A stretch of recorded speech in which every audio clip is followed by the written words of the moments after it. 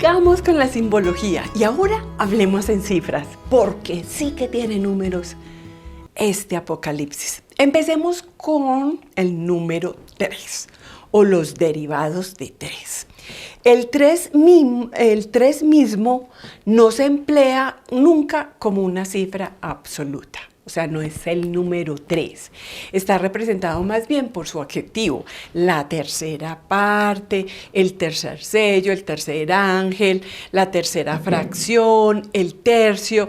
El pasaje que nos va a permitir comprenderlo mucho mejor es el capítulo 8, versículos del 7 al 12. Dice así: tocó el primer ángel, hubo entonces pedrisco y fuego mezclados con sangre que fueron arrojados sobre la tierra. La tercera parte de la tierra quedó abrasada. La tercera parte de los árboles quedó abrasada. Toda hierba verde quedó abrasada. Tocó el segundo ángel. Entonces fue arrojado al mar algo como una enorme montaña ardiendo, y la tercera parte del mar se convirtió en sangre. Pereció la tercera parte de las criaturas del mar que tienen vida, y la tercera parte de las naves fue destruida. Tocó el tercer ángel. Entonces cayó del cielo una estrella grande, ardiendo como una antorcha. Cayó sobre la tercera parte de los ríos y sobre los manantiales de agua. La estrella se llama Ajenjo. La tercera parte de las aguas se convirtió en ajenjo, y mucha gente murió por las aguas que se habían vuelto amargas. Tocó el cuarto ángel, entonces fue herida la tercera parte del sol, la tercera parte de la luna y la tercera parte de las estrellas. Quedó en sombra la tercera parte de ellos. El día perdió una tercera parte de su claridad y lo mismo la noche. Y cuando nosotros escuchamos esto, nos da algo de angustia y perdemos como el sentido. Es bueno que lo vuelvan a leer. Vuélvanlo a leer después de que yo les explique que es la tercera parte. Es que no está hablando de la totalidad, está hablando de una tercera parte. Es verdad que es triste que haya destrucción, que haya violencia en cualquier parte de la tierra. Cuando leas este pasaje del Apocalipsis y comprendas qué significa la tercera parte, porque te voy a mostrar un gráfico, vuelve a leer ese pasaje teniendo en cuenta el gráfico de la tercera parte. Es verdad que cualquier cosa que pase en la tierra, en esta aldea pequeña, nos duele. Pero hablemos de la tercera parte, ¿qué es? Miren el gráfico. Una tercera parte está hablando, sí, se van a ver desgracias y puede que observemos catástrofes, pero no en el conjunto de la creación. Siempre van a quedar supervivientes, 2 veces más de lo que se ha destruido. Al emplear una fracción, Juan indica los límites reales del fenómeno que está ante nuestros ojos. No es toda la creación, estamos hablando de una tercera parte. Entonces vuelve a leer este texto sin miedo, vuelve a leerlo y comprenderlo. Hablemos de la cifra 4, porque ya empezamos a leerla. Los 4 jinetes del Apocalipsis, los 4 caballos del Apocalipsis, también son muy famosos y los vamos a ver, los 4 vivientes o los 4 seres que vamos a ver en el capítulo 4, versículos 6 y 8, los 4 ángeles de pie en los 4 extremos de la tierra que sujetan a los 4 vientos de la tierra, capítulo 7, versículos 1 y 2, los 4 cuernos del altar de oro. Exceptuando estos últimos, no tiene el sentido que ya le habíamos dado de los 4 puntos cardinales. O sea, será afectada toda la humanidad, será afectada, será cubierta, será protegida. Los 4 puntos cardinales. Recuerden, el 4 ya más o menos lo habíamos dicho. El 7. Desde los primeros versículos, empezamos a leer el Apocalipsis y ya está hablando del 7. Lo vamos a ver, por ejemplo, en las 7 iglesias de Asia, los 7 espíritus, en el capítulo 21, versículo 9, con uno de los 7 ángeles que tenían las 7 copas llenas de las 7 últimas plagas. El 7 es un número que desde el Antiguo Testamento se ha utilizado muchísimo. Y recuerda, los 7 días de la creación y el descanso de Dios. Cuando hablamos en Génesis, en el capítulo 1, los 7 brazos de los candeleros de Moisés, que es famosísimo, Éxodo 25, versículos 31 al 37, las 7 manifestaciones del Espíritu, Isaías 11. Entonces, el número 7 es un número que se tiene como la plenitud. Es la plenitud. Y esos matices que tiene el 7 a veces podemos verlos positivos, pero también negativos. Algunas cosas no son tan buenas y otras cosas son realmente buenas. Y esos mismos matices lo tiene también el Apocalipsis. Cuando lo pensamos en positivo, son toda la iglesia que está interpelada. Vamos a ver cuando entremos en las cartas a las iglesias, que va a ser la próxima clase. Son 7 iglesias, pero hay unas iglesias de Asia que no las nombra, que ya como vimos, el autor del Apocalipsis está pensando más bien como en la totalidad de las iglesias. Y cuando tú hablas de 7, las personas comprenden el lenguaje cifrado. No es solamente para estas iglesias, sino para las iglesias del mundo, para todos. Si hablas de los 7 espíritus, se refiere siempre, siempre al único espíritu de Jesucristo, que es plenitud, que es totalidad. Pero viéndolo aquí dice, desde la plenitud y el poder de sus diversas manifestaciones. Cuando hablamos de negativo, también lo vamos a ver en los 7 sellos, las 7 trompetas y las 7 copas. O sea, esos matices que también tiene el Antiguo Testamento, obviamente también se presentan en el Apocalipsis. La cifra 12 es una cifra que en realidad, si lo miramos desde el punto de vista de la humanidad, es un número que ha sido conocido.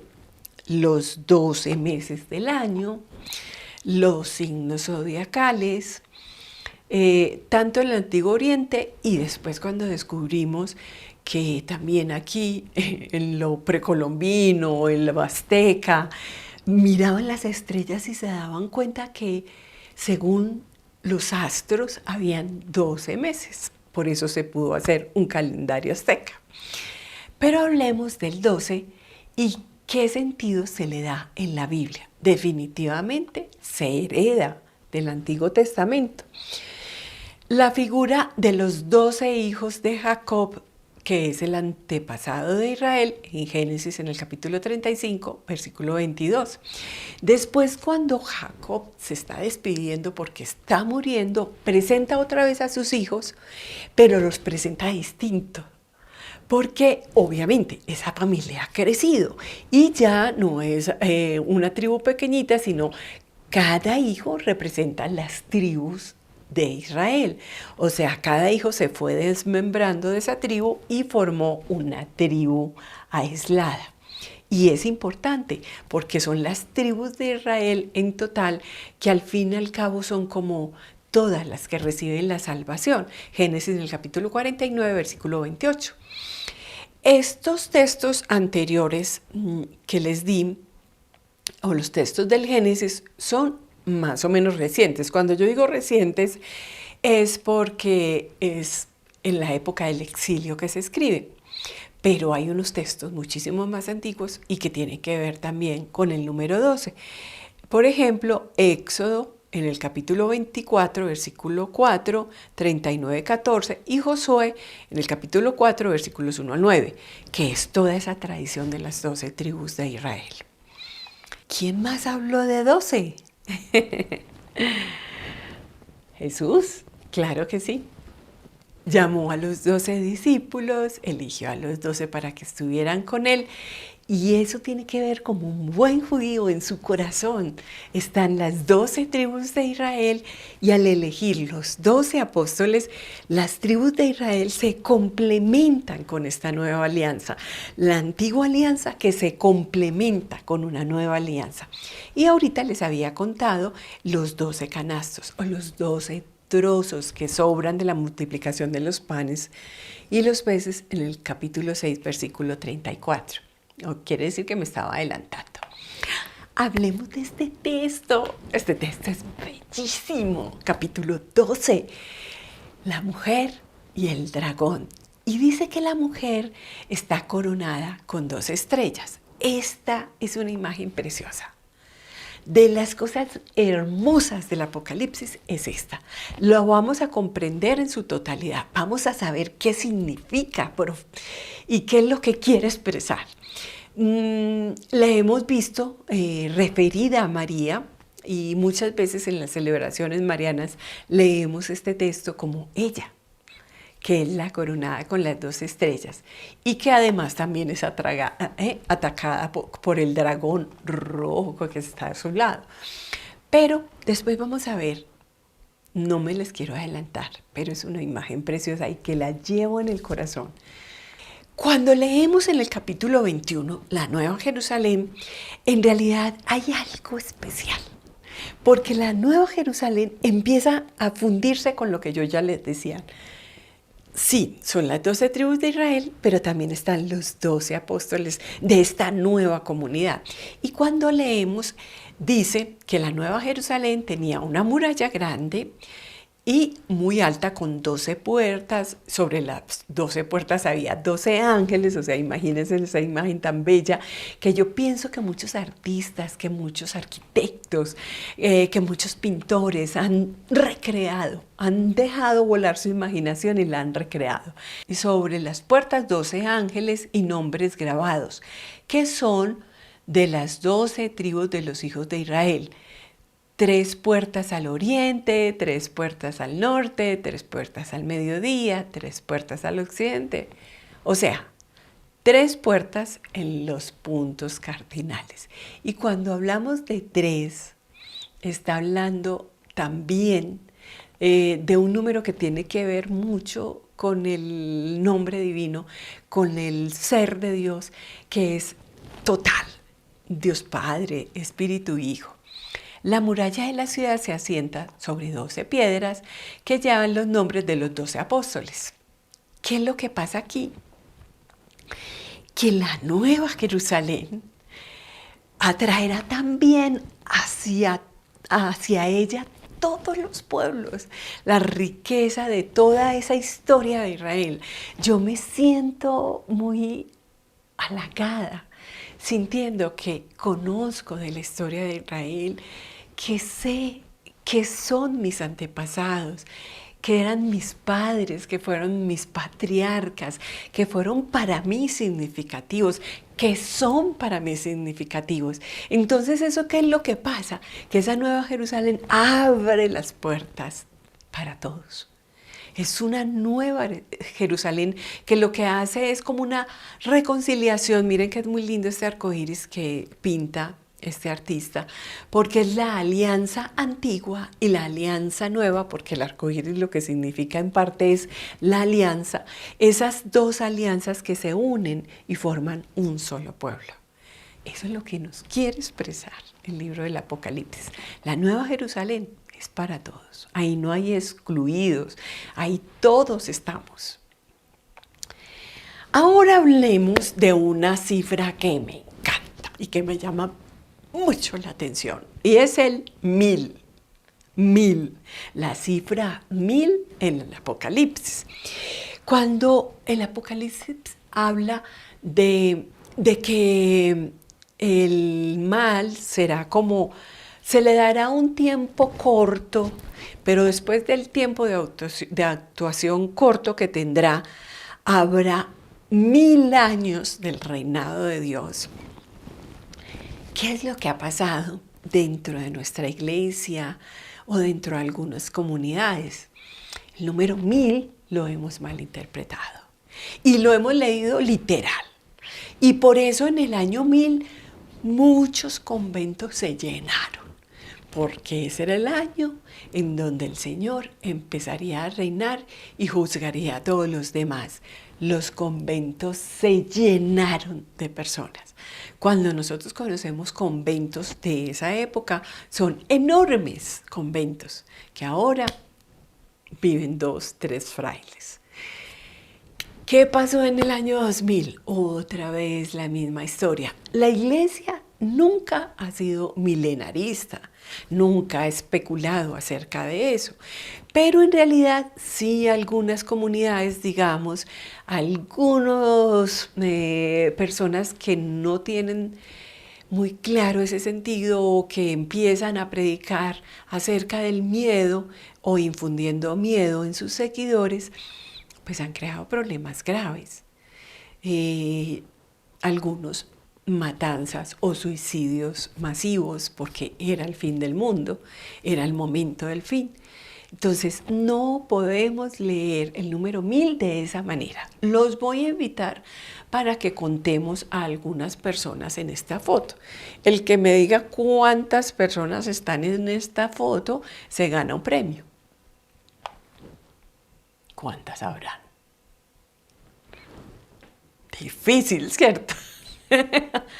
Por eso, en el Antiguo Testamento, en el Nuevo Testamento y también en el Apocalipsis, cuando habla de 1000, se refiere a millares, a mucha gente, a una multitud de personas. Miren lo que pasa en el Antiguo Testamento. Primera de Samuel, capítulo 18, versículo 7. ¿Qué dice? Saúl mató sus millares y David sus miríadas. No pueden contar, no son capaces de contar y de esa manera lo expresan. Así, por ejemplo, en 5:11 dice, y en la visión oí la voz de una multitud de ángeles alrededor del trono, de los seres vivientes y de los ancianos. Su número era miríadas de miríadas y millares de millares. En este sentido, interpretaremos también un poco más adelante los 144.000 del capítulo 7 y los 1000 años del capítulo 20. En todos los casos, la cifra 1000 desempeña una función de superlativo. Podría describir muchos, una multitud de personas, un gran número de personas. Pero no está contando 1000, 144.000. No es una cuenta numérica. 3 cifras especialmente célebres y cómo no hablar de ellas antes de empezar a leer el Apocalipsis, aunque ya empezamos a leerlo. Los 144.000 marcados con el sello. El capítulo 7, versículo 1 al 9 y el capítulo 14, versículos 1 al 5. A pesar de todos los rumores de desgracia, esta es una buena noticia, una buena nueva. Pero podrían decirme muchos de ustedes, ¿hasta qué punto hay que ver esto como una buena nueva? ¿No son 144.000 un número muy pequeño? ¿Cómo saber si formamos parte de ellos? ¿Cómo saber si entramos en la inscripción de los 144.000? Es una verdadera buena noticia. Ese es el primer dato que vamos a ver. Es una verdadera buena noticia. En el capítulo 9, versículo 4 de Ezequiel, escuchemos. Mientras que la ruina de Jerusalén y del templo es inminente, los que están marcados en la frente escaparán de la destrucción. por no haber sido cómplices de las prácticas abominables que se cometen en medio de ella, en Jerusalén. La pregunta, amigos, nosotros que estamos estudiando Apocalipsis y un montón de personas que ustedes conocen, ¿será que esas personas participan, son cómplices de las prácticas abominables que se cometen en la iglesia o en el mundo? No. Quiere decir que los 144 son 144,000 son ciertamente las personas que se libran de la destrucción y que participan de la salvación adquirida por el Cordero. Al fin y al cabo no es una buena noticia. No te sientes incluido en la lista. No te sientes incluido. Bueno, a veces no es tan fácil, pero pensemos de manera esperanzada, práctica y positiva. Estamos en la lista. Sigamos. Ese es un punto. Sigamos con el siguiente, como esa siguiente buena noticia. Hablemos de números y hagamos una cuenta. Los 144,000 es un número pequeño. Veamos a ver qué tan pequeño es. 12 tribus de Israel por 12 apóstoles, que lo que están ampliando es ese pueblo de Israel, un nuevo pueblo de Dios. Nos da 144. Y 144 lo multiplicamos por 1000. Nos da 144,000. El pueblo de Dios en torno al Cordero. Y volvemos a preguntar, ¿cuántas personas habrá ahí en la plaza de Roma? Y si no somos capaces de contar las personas que hay ahí, ¿serías capaz de contar las personas reunidas en torno al Cordero en el mundo? Tal vez sí. Y han contado y han dicho que los cristianos somos tantas en el mundo. Tal vez sí. Pero es que no es eso lo importante. ¿Cuál es el problema de leer la Biblia de manera literal? Y a ti te dicen, sí, es que eso lo dice ahí, en el capítulo 7, versículo 8. Y además que es que ellos, como sí leen la Biblia, como tú y como yo que estudiamos la Biblia, ellos sí leen la Biblia, lo dicen, y tú no te tomas el trabajo de leerla de manera completa, en su contexto, que es lo que está diciendo. Si nos movemos un paso más hacia el versículo 9, comprenderíamos exactamente este texto, porque a continuación es donde el escritor Juan del libro del Apocalipsis nos da toda la claridad. Dice así: después miré y había una muchedumbre inmensa que nadie podría contar, de toda nación, raza, pueblo y lengua, de pie delante del trono y del Cordero, vestidos con vestiduras blancas y con palmas en sus manos. Das un pasito después de los 144,000 y él te dice, no es un número exacto, es un número simbólico. Ahora hablemos de otra cifra notablemente famosa, la bestia, la cifra 666. Nosotros hemos reconocido esa cifra como la de un ser que encarnaría el grado más alto de perversidad, de maldad, el enemigo número 1 de la humanidad. El problema está cuando nosotros hemos querido cosificar, identificar, decir, es esta persona, es esta institución. ¿A qué se lo hemos otorgado? ¿A qué, mejor dicho, le hemos dicho, tú eres el número de la bestia o tú tienes el número de la bestia? A sistemas, a religiones, a personas, al Imperio Romano, a los bárbaros. Algunas personas han hablado que el pontificado es la bestia o el 666, la Iglesia Católica, el protestantismo, el judaísmo, el comunismo, el imperialismo americano, Hitler, etc. No se trata de eso, o sea, no está diciendo eso el autor del Apocalipsis. El número de la bestia, por mucho que nosotros queramos identificarlo o cosificarlo, digamos que algunos personajes o algunos sistemas o algunas instituciones se lo merecen y podemos señalarlos que tienen el número de la bestia. Tal vez. Pero vamos en una dirección distinta. Cuando vayamos a leer el capítulo 13, vamos a comprender un poco más de qué es lo que nosotros debemos identificar como la bestia que tiene el número 666. El totalmente imperfecto. Si el 7 es perfecto, el 6 3 veces es completamente imperfecto. Pero lo más importante no es que lo cosifiquemos, sino primero que lo identifiquemos y que lo identifiquemos incluso bien adentro. A veces identificamos bien afuera, pero lo primero es que lo identifiquemos bien adentro, el mal que está en nosotros. Y luego sí, nos cuidemos del mal que está afuera. ¿Cuál es la invitación del autor del libro del Apocalipsis? La invitación o el ejercicio que él nos quiere hacer es calcular la cifra de la bestia. Para nosotros, ¿qué significa? Sí, el 666. Y definitivamente cuando lo pensamos es mucho más fácil para los de la época que para nosotros identificar el número. Cuando estudiamos los idiomas, el griego y el hebreo, cada letra tiene un número.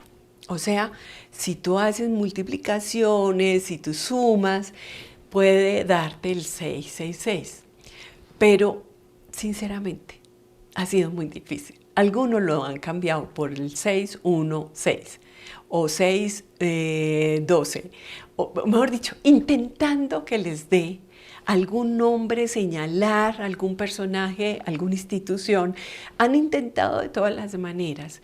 Y lo más importante es, yo ahora les decía al comienzo y es necesario que lo diga, no todo lo podemos descifrar. ¿Hacia qué dirección nos está haciendo mirar Juan? ¿Son las cifras en las letras de hebreo? No sabemos. ¿Son las cifras en las letras del griego? Tampoco lo sabemos. Lo más importante es un acertijo como un lenguaje cifrado. Necesitaban hablar en un lenguaje cifrado y dentro de la época tenían las claves. Y es muy seguro que ese número, según lo que yo he estudiado, una de las cosas que yo quisiera que me comprendieran y que desde el principio valoráramos mucho es lo que yo he estudiado. O sea, yo he estudiado de 4 bibliografías, me he sentado a mirarlo, estudiarlo. También he visto otras cosas que no son muy cercanas a las bibliografías que yo he leído, pero lo respeto. Si alguno de ustedes tiene una información, se trata de que lo compartamos sin que entremos en conflicto.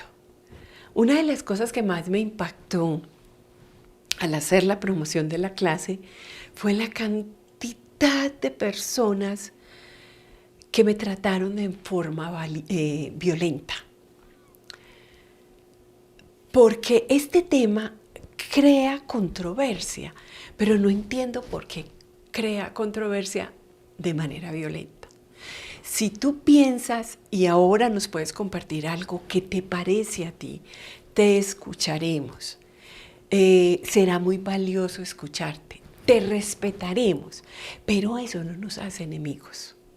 Tal vez muchos de los que nos están escuchando, algunos han leído y nos quieren compartir algo de lo que yo no he dicho o no he leído. Y si es para nosotros valioso, agregamos. Y si no es valioso, respetamos.